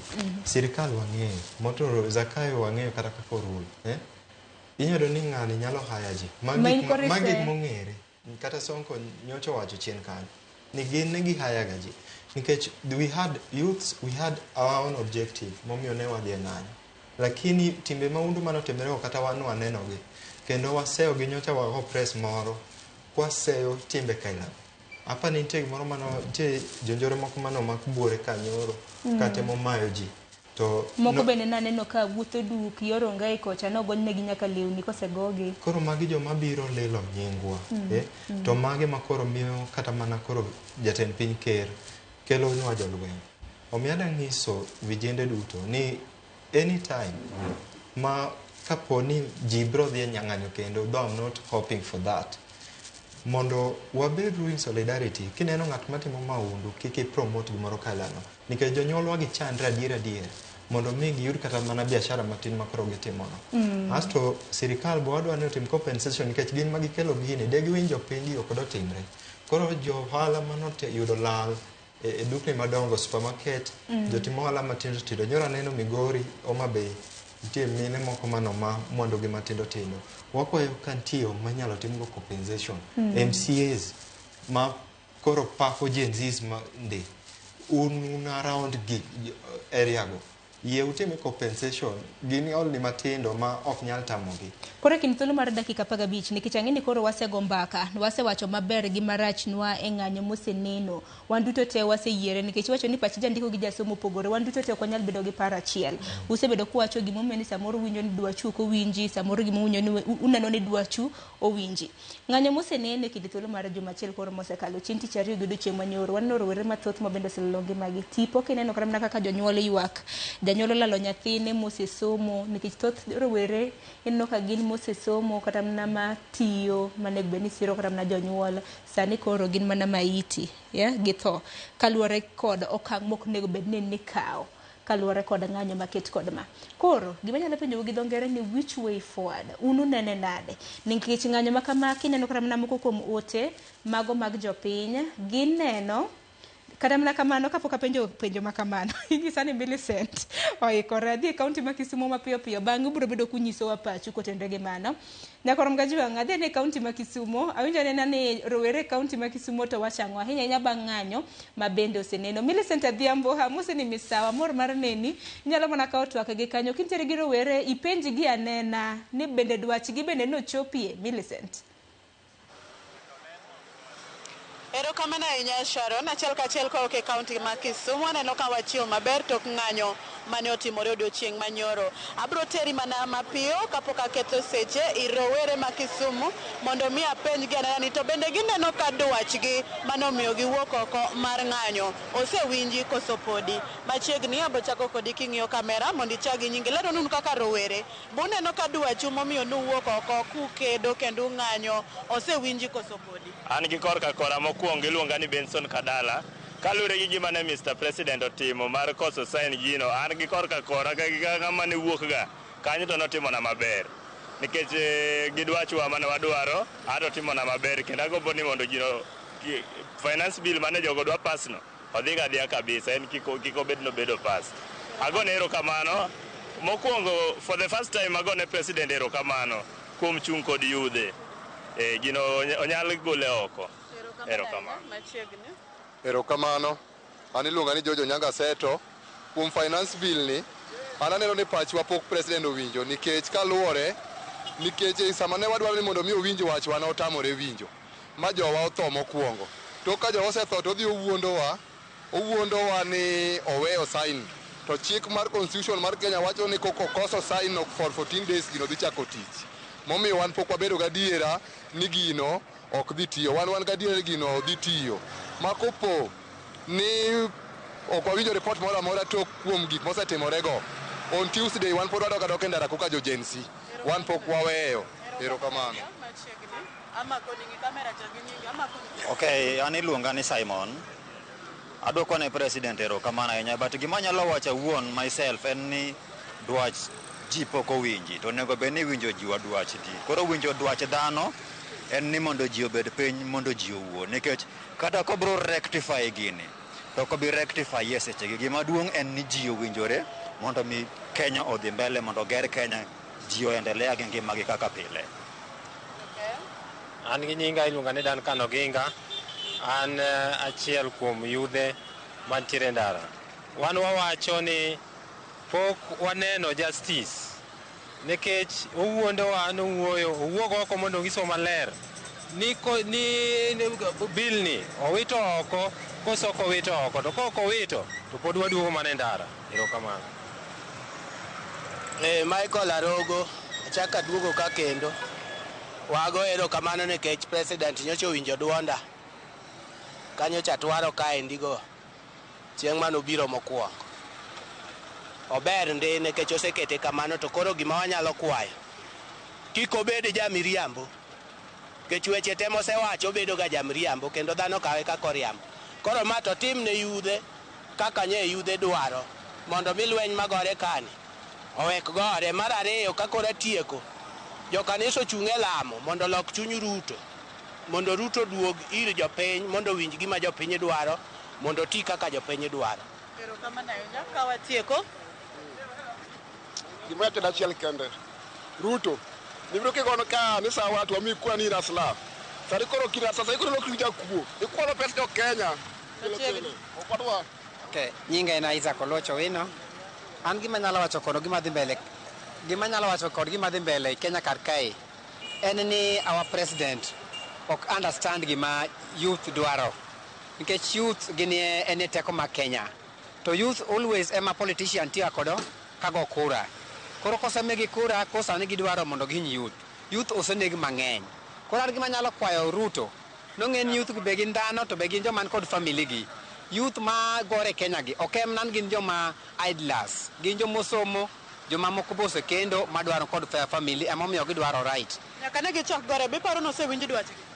Dwachgi onge gima osewinj nikech gimomiyo ineno kaka kendo Ruth okawo mana military, which means ni our president en out mondo tiek our youth. Nikech kata kirango gima otumore gi Dhurai oneg ji mang'eny to sirkal opando. Koro wan gima nyalo kwayo our president, komno en okete mana kod dhano, to komno ok obi betie, to wan mana gi teko ma kendo gole komno akodwaro no. Koro an akwayo mana MPs, bill kaka wachne do ne duoke ni MPs, MPs odok odhi yueyo giduog mondo gitiek wachno mondo youth obed gi kwe. Mane wachna.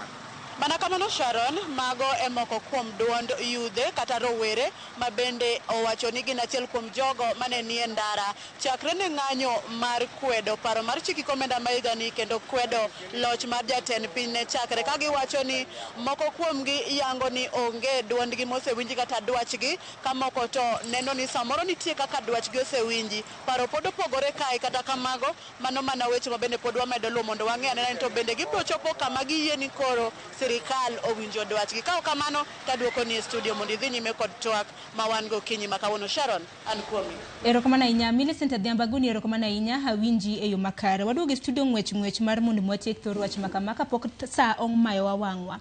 Napenjo ni now which way forward Shama? Achak kodi kanyo. Koro adani kiloso tiloso gi rowere kata mna Gen Z weteu. Wadongi matin e dakika 5 mar tieko twak makama. Giwachni mogik. Ada nyiso rowere niya ni weche protest gi weche maandamano madhi mbele gi koro to ananeno ni onego wawegi, nikech kaka wamedo dhi mbele kodgi ema ngima medo lal. To kaka wasewinjo ni president jatend piny osewinjo kendo ose withdraw from the finance bill, koro we warit wane step modhi kao mbele.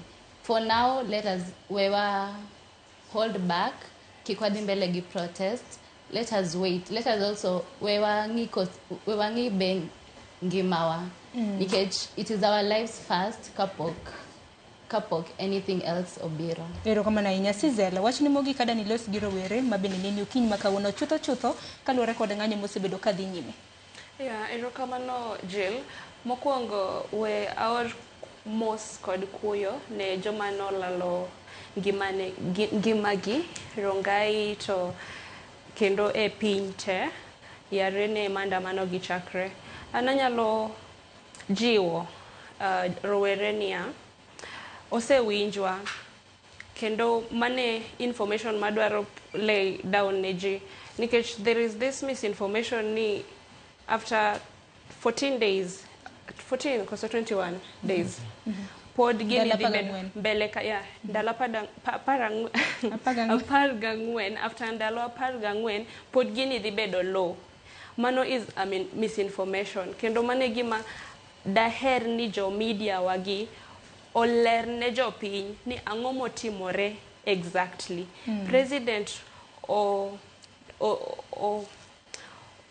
get away gi bill ni completely, koso pod dipo ni nitiere tugo mar paka gi oyieyo mane mineno ka jopiny samoro ok winje yo makare. Apani mane gima jopiny pod ok winji emomiyo pod ji nigi mirima kendo emomiyo pod #Ruto must go ni pod dhi mbele. To an kaka Gen Z daher nyisowa ni wang'ikoro way forward. President nosenyisowa ni he is ready to have a conversation with us. Koro the right conversation ma oningo wawach sani en ni jomage madhi bedo e round table no. Mago are the right conversations. The right conversations machielo en ni ang'o ma wadwaro. Dwarowa. The second thing moningo wangi en ni wa ensure ni president o lay off joma ok konywa. Office of kiani first lady, office of the deputy spouse of I don't know what, maok konywa gi wadua way kodgi wakat down on expenses ma be hinyo wakaka jopiny nikech jopiny okay wayie chulo tax nikech pinywa ni be ok nyal dhi mbele ka ok wachul tax but ang'o ma watimo gi tax ma wachulo ni. Erokamano ahinya. Akeni Dickson in wach ni mogik debed nade to ote mane ma dibed godo ne rowere weteni? Rowere mani mwalo marangowa adaniso ni wach mar finance bill to okelo kamoro achiel unit obedi nitie GCDF funds mabedo iketo e pinje mag sub counties rariada kanyo nitie moketie wa make sure ni corruption gi any form of punity oko prevail wabedo gi solidarity maandamano wa stop urugi sani matin jogi otieko jowa Homa Bay ema fwenyo ni kijende wa mang'eny onegi koro wan kaka joluo waore urumos wan go wachwako mach kula lakini nyakwaranga ne denja kanitie koro wabedo gi kwe kwarito 14 days mondo wanene what next. Otemali wacho ni ndala 14 kata kamano Moses Wetangula mano speaker mar od bura to nochun jod bura biro bedo katwak e wiye chin tarik 22 sani jod bura nitiere wiyo matin. Song wach ni mogik gi otene rowere weteni. No, amo soro werete kuonde duto magintie. Gimanya wach na mogik ni finance bill ni was a part of the grievances mane rowere dwaro. Ineno. Koro wagone jatend piny Kenya. Kamano kumwinjowa concerning the finance bill. Lakini besides finance bill there are other things ma rowere bene kwayo. The cost of education is now becoming for the rich. Ino kasani mondo mi nyathi odhi e university en bei matek kabisa. Koro wakwayo ni ande onge tiende igernwa ute to wafuo. Dong tiere round table moro mabene no luongwe. Koro penjo pod mabende jopiny pod medo penjo ni jatend wen ng'a, jotend Gen Z en ng'a. Mabende biro bede mesa mar twak mano mar riwo bi rowere kanyakla. Sani to pod luoro moro nitie ni ka wantie gi jatelo to jatelo nyaditi miye mare to ling. Koro aneno ni ati wakunga beda leaderless. Because there are so many ways to involve public participation. There are so many ways for public participation. You can participate in that thing. Kora neno mani ati sanie rowere wa cool down. Lakini manya nini ati grievances moko mano ni beta wadwaro gin magi nikech idhi luongo e round table. Ang'o gini madhi wach. Koso wadhi beda kata cha one clueless. Erokamano ahinya Ruth, imbe ne kitieko ne koro in koro ilose ne rowere weteni ahinya mawuok e gwenge magwa makaluo. Ahinya kotenre kod ng'anyo maket kod magi. Givanya wach ni rowere oningo ging'e ni ang'o ma ok ni gimoro amora moket mesa social media platforms gin adier onego ko post gimoro amora ma ji opost en adier ko post gimoro to onego ifuatilie ing'ini ma en adier koso ok en adier ang'o mosatim kuom mae mondo misinformation maendelea sani ni watem reduce go mondo wabede ni kanyakla achiel ka wang'eni mae gima wadwaro to wanyalo communicate gimoro achiel.